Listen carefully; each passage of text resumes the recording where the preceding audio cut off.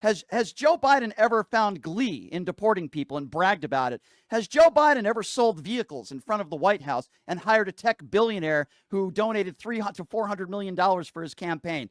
Did Joe Biden ever do any of that stuff? Just checking in. I enjoy your show. Thank you. I am a Republican who voted for Donald Trump. Okay. And I was just wondering, politics to me nowadays is like a marriage where it's 50-50. And is there any way, do you think, the Republicans and Democrats will ever agree on anything again in the near future? Not if Donald Trump is president of the United States, because he's the guy who has nicknames against people he disagrees with. What you need somebody in office like a Bill Clinton. And while I didn't like Bill Clinton personally, he left his office with a surplus, and he was probably the best president of my lifetime as far as being and a lot of Republicans would agree with me, by the way, as far as working with the other side. My definition of he's the divider in chief, but that's the best. Now let me ask you a question, sir, if I may. And listen, I appreciate you calling in. You voted for Trump. I'm not here to attack you for that, while we might disagree. What is it that, in your opinion, why did you vote for Donald Trump, if you don't mind me asking, William? If you want to know the truth, yep. My mom voted her last time a week before she died for Donald Trump. Okay. So I kind of vote partially because my mom voted for him. And the other thing is, being a CPA, I think the country financially needs help. I don't know if you agree with that or not. Well, let me respond to that, but let me say the most important thing. I'm sorry for the loss of your mother. I'm sorry to hear that, William. She had a great life. Good. I'm glad to hear that, but I'm sorry for your loss. Regardless of who your mom voted for or not, you're talking about now the economy. So Donald Trump put us $8.2 trillion in debt in his first administration. We look at the first 7 weeks of this administration, biggest tax breaks for the top 1%. Egg prices are up. Inflation is up. Groceries are up. Gas prices are up throughout the country. People are losing their jobs. Their 401ks are going down the toilet. So I guess my question to you is, what made you, your mother aside for a moment, with respect, what made you think that Donald Trump was going to help middle-class Americans and help the economy when you saw what he did in his first administration? I guess that's my question. Okay. The middle class, from doing income taxes for 40 years, I have a good variety of people I've dealt with, friends and otherwise. Yep. And the middle class right now, in my opinion only, everybody in this country, and I grew up in Westlake Village, California, does not have it easy anymore financially. And who do you blame? And who do you blame? And what do you assert that to? Like, who do you blame for that? You blame Joe Biden for that? I would never blame him for anything, even though I'm a Republican, because I don't think that he was in charge. Okay, so William, I don't know what that means, but here's what I would ask you. Let's get specific, if that's okay, my friend. What are the policies under Donald Trump that you said to yourself, I love that policy? And what was it about Kamala Harris that you said, I hate that policy? Just one example. We don't have to go through like 20 of them. But is that fair? Give me one of each where you say, I like that policy, I hate that one. Is that fair? Perfect. Okay, good. Kamala Harris, I don't believe, and this is my opinion again, is a financial person. Okay, but hold on, William. That's your opinion, and you're entitled to it, even though I disagree with you. But give me a policy under Kamala Harris that would lead you to believe that, something she campaigned on that would lead you to believe she doesn't know what she's doing financially. Okay, she might not have campaigned on it, but the border has cost a lot of money, and I don't know, you don't have to agree with me, but I think the rise in population from the 50s when I was born is partially responsible for everything, because there's so many more people to control. Okay, I understand. Follow the rules. William, I understand you want to talk about the border, but that's a Republican and Democrat problem. And by the way, no, financial, you said. Okay, I understand that, but financial, and now you're talking about the border, and you're making the case, I guess, that illegals that cross the border are killing our economy. Meanwhile, if you care about the economy, which I believe you're being sincere when you say you care about the economy, how could you think that 25% tariffs are going to help the American economy when American consumers like you and me are going to be bearing the brunt of it? Why would you think that deporting a bunch of undocumented immigrants, many of these people are nonviolent criminals that pay taxes, that have been here for decades, that are doing the jobs that most Americans don't want to do? If you claim you care about the economy, and I believe you're being sincere when you say that, why would you support a guy who's implementing these 25% tariffs, and no economist, even Republicans, are saying this is a bad idea? I just want to hear a policy from you on Kamala, which I haven't heard yet. But on the contrary, why would you support a guy who's tanking our economy right now? Okay, I think there can be short-term pain for long-term gain. Do you agree with that in general? If you're so in some cases, I agree with you. But when you talk about 25% tariffs, this is long-term pain. When you talk about the $8.2 trillion that Donald Trump put us in when he was president, that's long-term pain. We still haven't recovered from that. So while I agree that, yes, in some instances there's going to be short-term pain, I don't see that happening with what he's doing with Canada, with Mexico, burning bridges with our allies. I just think it's not going to be short term. I think it's going to be long term. We already know that a lot of Americans are under a lot of pain right now. And if we're talking about economic growth, look at the infrastructure bill that Joe Biden put in place. Look at the bipartisan infrastructure bill. Look at unemployment numbers, the lowest they were in 50 years. Look at the wage gap, and I don't know. So, okay, let's go back to my original question, because I know you said a concern of yours is the border. Can you give me a specific policy that you like under Trump and a policy under Kamala Harris that you dislike? Because I think we went a little in the weeds there. Go ahead, sir. Oh, okay. The one thing that I like about Trump is to get the debt down. And I don't think anybody can disagree with that. So getting the interest payment. But hold on. But sir, I understand you want to, quote, get the debt down. We all want the debt to be down. I want to know a policy that he has implemented that you think will, quote, get the debt down. Because if you care about debt, Republicans are the ones that put us 4 times more in debt than Democrats when they're presidents. You could look that up if you don't believe me. Trump got us $8.2 trillion in debt. So what policy has Donald Trump implemented that you would say, boy, he's really going to get that debt down? Right. Now, I can't argue with you on the tariffs because I don't know how they work and what the long-term effect is. Understood. I'll be honest. Okay, understood. So give me a policy that you think would lead you to believe that the man who got us $8.2 trillion in debt and got us more in debt than virtually any other living president, but you said to yourself, this is the guy that's going to get us out of debt. What was it that made you feel that way? What policy? That he's willing to do the toughest thing in the world, which is to fire people and reduce spending. And you think it's hard. Do you So, agree it's hard to fire somebody? Not if you're Donald Trump, because he brags about it and gloats about it. But so you think with all the debt that we are in right now, right? The $6 trillion plus in debt we're in, you think saving 10, 15, $20 million and firing a bunch of veterans and those who work for the government, who, by the way, I've interviewed some of these people who haven't done anything wrong. That's your answer to getting us out of debt? $7 trillion in debt, and you think firing some government workers is your 80,000 employees? You think that's the answer? I think the answer could only be done in the long run. So that's it.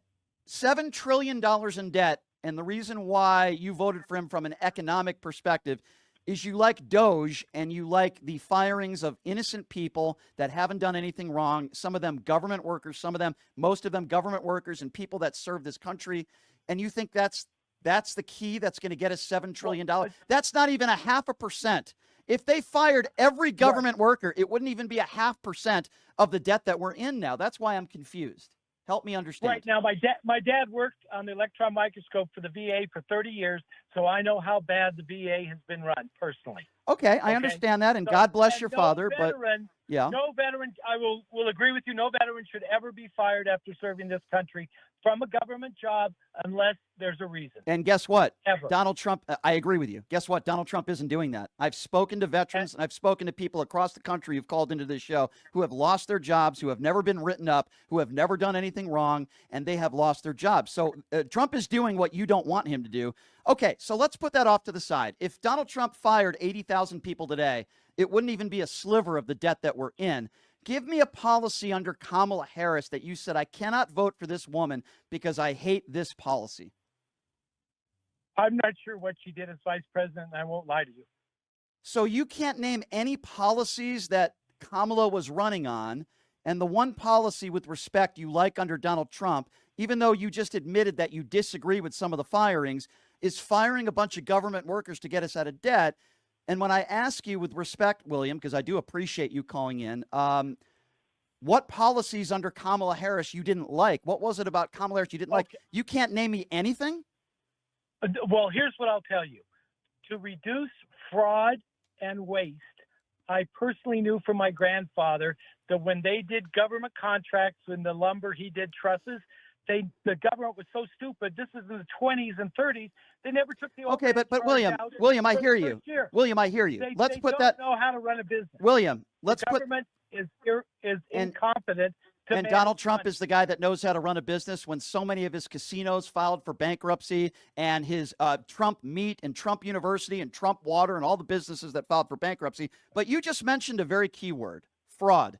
Last I checked in the United States of America, fraud is illegal. Can you name me one person that the Trump administration has called out and DOJ has called out for fraud that they have referred to prosecutors? Can you name me one person where they've showed evidence of fraud? Because fraud is a crime in the United States of America. Who's committing the fraud? Who have they announced? Right. I don't think there's been time to uncover the fraud. Normally, when that happens, it's pretty well. Wait a second. Donald Trump has said they've discovered, quote, hundreds of billions of dollars in fraud. So if you're making the case that they haven't had enough time, then why has Donald Trump said time and time again in the last 2 months, we've recovered hundreds of billions of dollars in fraud? That's his statement, sir. They haven't shown any evidence of that. Right. No, you're right. And he is a showman, but he is a showman. He does this for show. A show. Okay, so you're saying it's okay for him to lie because he's a showman. I don't know if he lies because I can't tell you. You don't know if he lies. Okay, who won the 2020 election? If you don't know if he lies, who won the 2020 election? 2020 Biden. Okay, Donald Trump to this day hasn't conceded. Donald Trump to this day hasn't conceded, and he still says the Democrats cheated and he won. Is that just being a showman, or is he lying?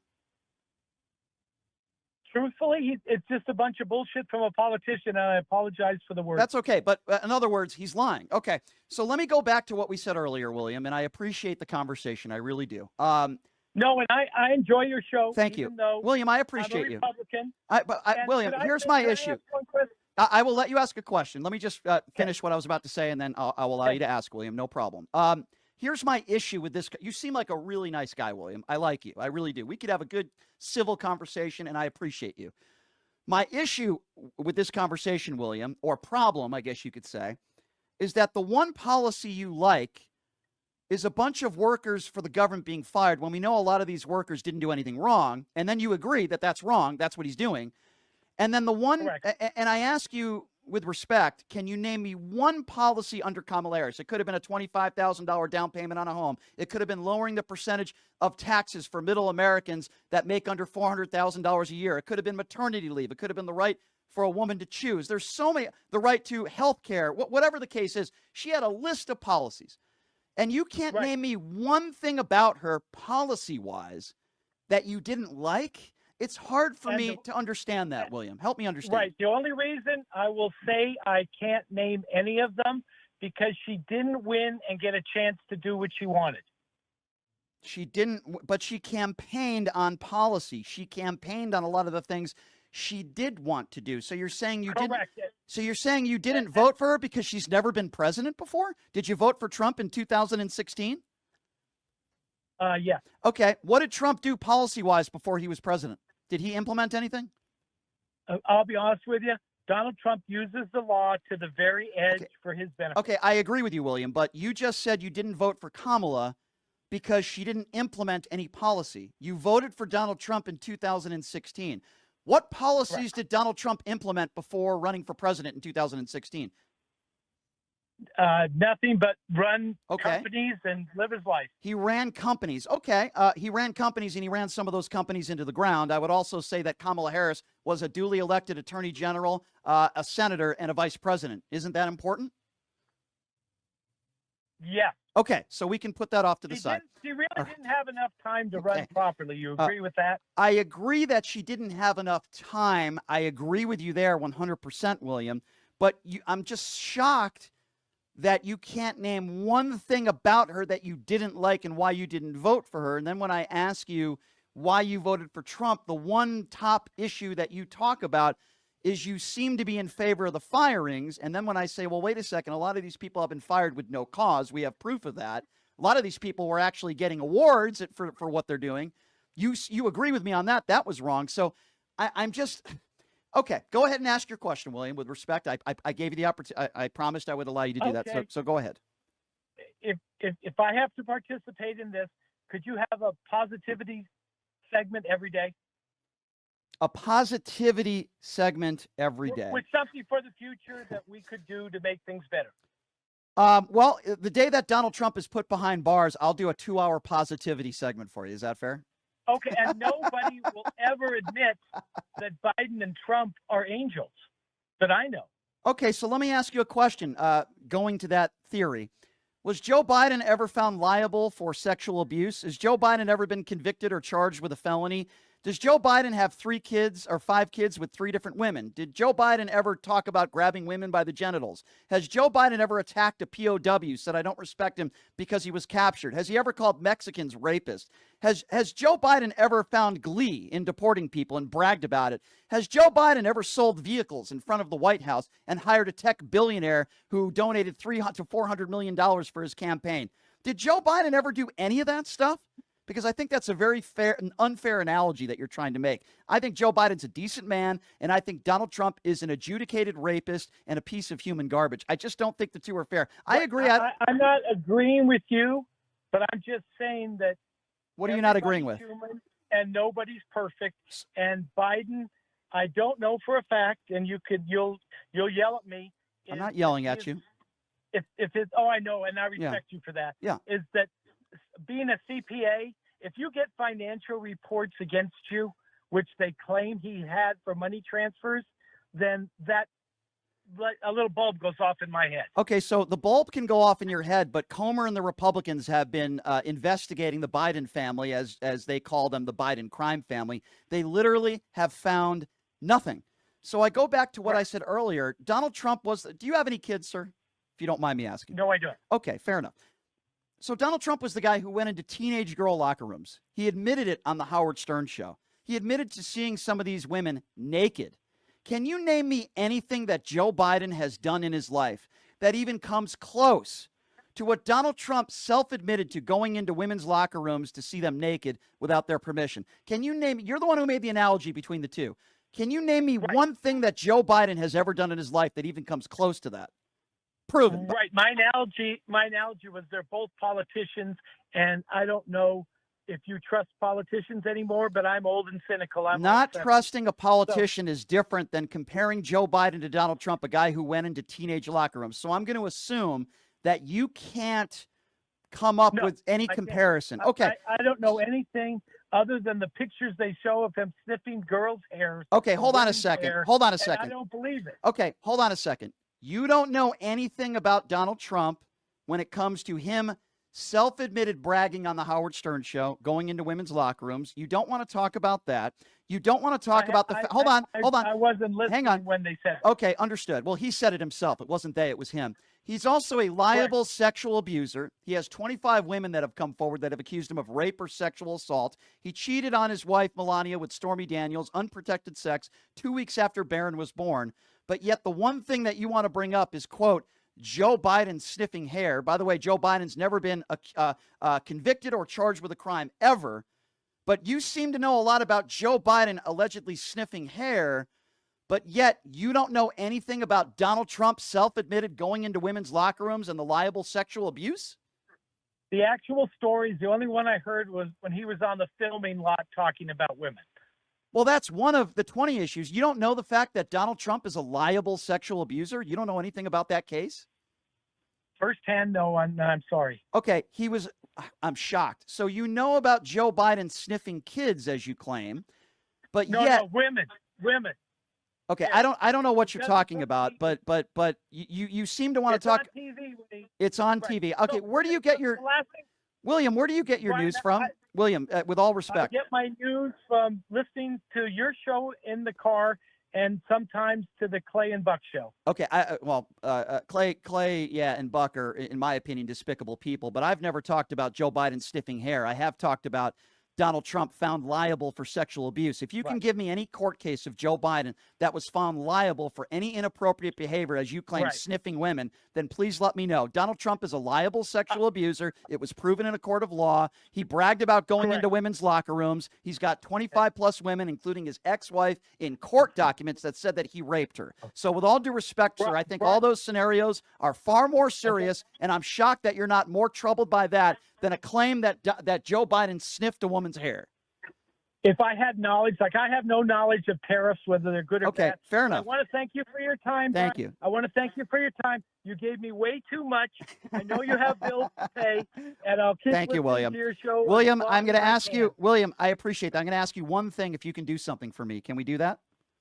Yes, please. Thank you. So, William, with respect, I want you to look up some of the things that I just named, the things that Donald Trump has done in his life. And if you can do that for me and call me back, I would appreciate it. Can we do that? Perfect. Thank you, which William. One in particular? I would rather you do all of them, but let's start with Donald Trump's interview on the Howard Stern show where he bragged about going into teenage locker rooms. Can we start there?